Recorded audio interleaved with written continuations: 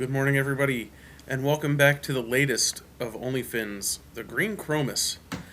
So, they are technically a damselfish. Right? They come from the same kind of genus, but they are a more peaceful version. I'm sure you've all heard of clownfish and damsels, how they can be little buttholes and attack, right? Uh, so this is a green chromis. There are other color variations of them. It's the Chromis Viridis. They're from the Indo-Pacific, uh, in like protected lagoons or corals, um, and they live in what's known as large shoals. So, what's a shoal? Well, a shoal and a school are kind of used interchangeably, but they are distinctly different. So, as you see the chromis, how they're acting right now, uh, that's more of a schooling. Later on in the video, you'll see some shoaling behavior. So, shoaling is defined as staying together for social purposes or safety, but not moving or behaving in unison. So, if you see a group of them and they're acting in unison as they are right there, that would be considered schooling.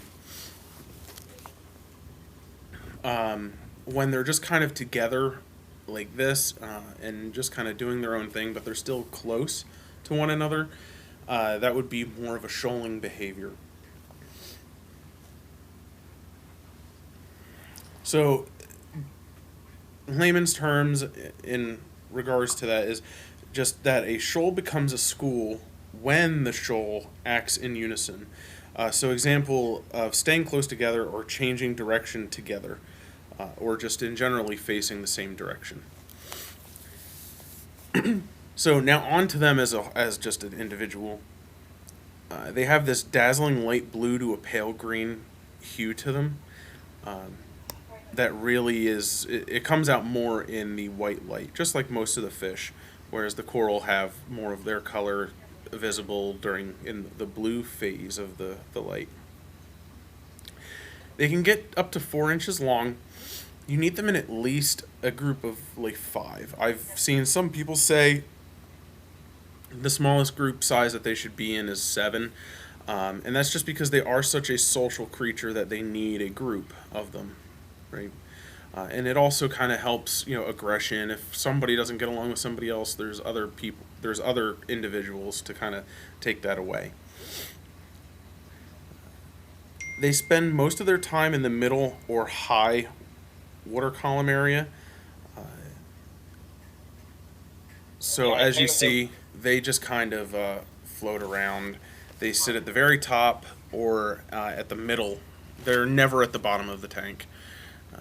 Even when they kind of like tighten their grouping, like if something scares them, you'll see them, they'll get like super congealed together and they'll just kind of sink, but they're never at the bottom.